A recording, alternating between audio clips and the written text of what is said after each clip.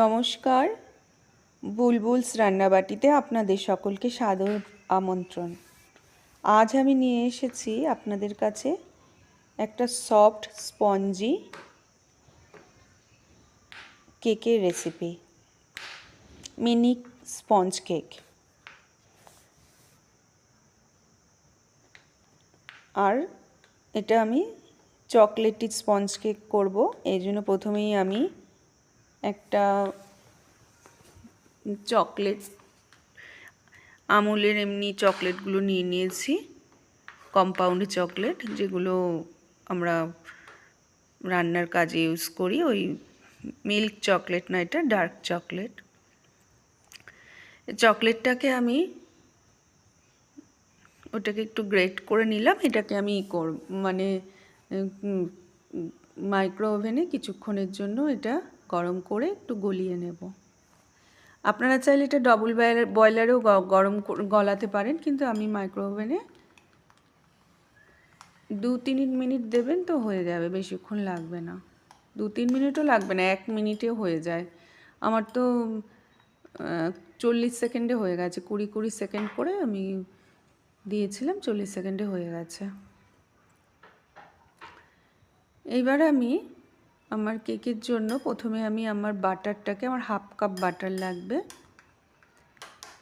আমি বাটারটাকে ভালো করে ওটাকে আমি গলিয়ে নেব। কোনো কিছু এরকম ইউজ করবেন না যে ফ্রিজের থেকে বের করে ইউজ করবেন না।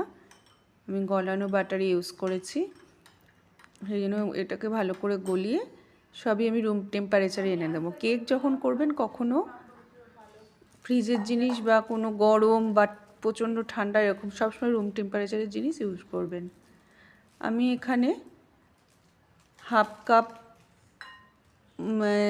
চিনি নিয়ে নিয়েছি। চিনিটা আমি গুঁড়ো করে নিয়েছিলাম। আর আমি নিয়ে নিয়েছি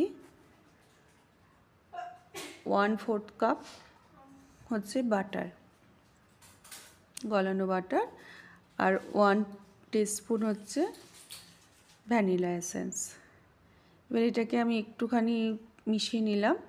এবার আমি 1 কাপ, প্রায় আমার এই 1 কাপটা হচ্ছে প্রায় 220 ml এর মতন ময়দা আছে। সব কাপের মাপ আলাদা আলাদা থাকে, আমার এটাই এই মাপটা রয়েছে। আর 1/3 কাপ হচ্ছে আমি কোকো পাউডার নিয়ে নিয়েছি। আর আবার 1 টিস্পুন নিয়ে নিয়েছি বেকিং পাউডার। এবার এগুলোকে ভালো করে আমি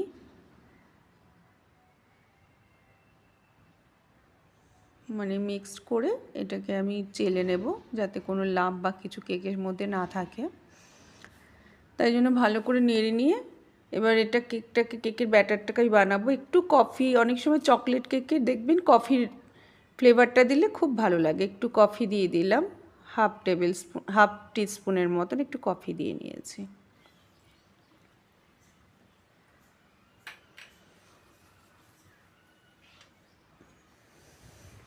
আর এই কেকটা না বাচ্চাদের খেতে খুব ভালো লাগে। ছোট ছোট কেক, মিনি স্পঞ্জ কেক, তো খুব ভালো লাগবে খেতে। আর চকলেটি আমি না এখানে 1 কাপের মতন প্রায় দুধ ইউজ করে ওটাকে আমি একটা কেকের ব্যাটারটা তৈরি করে নিয়েছিলাম।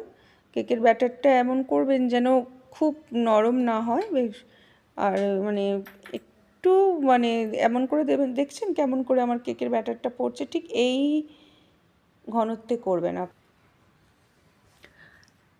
দেখুন আমার ব্যাটারটা কেমন করে পড়ছে, অমনি নেবেন। দুধ যে নেবেন না, দুধটা যখন মেশাবেন তখন দেখবেন যে অনেক দুধের মাপটা না আপনার ইসের ওপর, আপনার ব্যাটার কতটা পরিমাণ তার উপরে হবে। এবার আমি ওই একটু যে চকলেটটা গলিয়ে রেখেছিলাম, ওই চকলেটটা তার উপরে আস্তে আস্তে অল্প অল্প করে দিলাম। আমার চকলেটটা ভীষণ লিকুইড হয়েছে, ওটা ফ্রিজে আসলে এখন গরম তো বাইরে একটু জমেনি, তাই জন্য ফ্রিজে রাখলে ভালো। তো আমি ফ্রিজে রাখিনি, তো আপনারা ফ্রিজে রেখে দেবেন। এবার এই চকলেটের ওপর দিয়ে একটু একটু করে আমি ব্যাটার দিয়ে নিচ্ছি। ব্যাটারটা দিলে কী হবে, আমি চেয়েছিলাম কি বলুন তো, চকলেটটার ভেতরে যেন ওই কেকটার ভেতরে চকলেটটা দেখা যায়, কিন্তু হলো না, কেননা একসাথে মিশে গেছিলো। ওটা যেহেতু নরম চকলেট ছিল, আমি এটা স্টিমে করব বলে আগে থেকে কড়াই বসিয়ে কড়াইটা গরম করে রেখেছিলাম। আর এবার ওটা বসিয়ে দিলাম। আমার আপ্পে প্যান বা পানিয়ারাম প্যান যাই বলুন, ওটার ভিতরে আমরা ওইটা বসিয়ে দিয়ে এবার কিছুক্ষণের মধ্যে আমি মানে 7 মিনিটে হয়ে যায়, খুবই তাড়াতাড়ি হয়ে যায় আর ভীষণ সোজা। এবার আমি একটুখানি এই যে ফুটো করে দেখেছেন, দেখে নিচে ওই কেকটাকে দেখলাম ওই আমার স্টিকটার গায়ে কিচ্ছু লাগছে, তার মানে হয়ে গেছে। এত সুন্দর করে মানে একটু করে উঠাবেন দেখবেন বেরিয়ে চলে আসে, হাতে করেই চলে আসে। আর এত সফট হয়েছে, মানে আপনি বাচ্চাদের দিলে তো কটাই বা হয়েছে, কটা মানে বাচ্চাদের দিলে ওরা বসে বসেই খেয়ে নেবে, 4-5টা বসে বসেই খেয়ে নেবে একদম।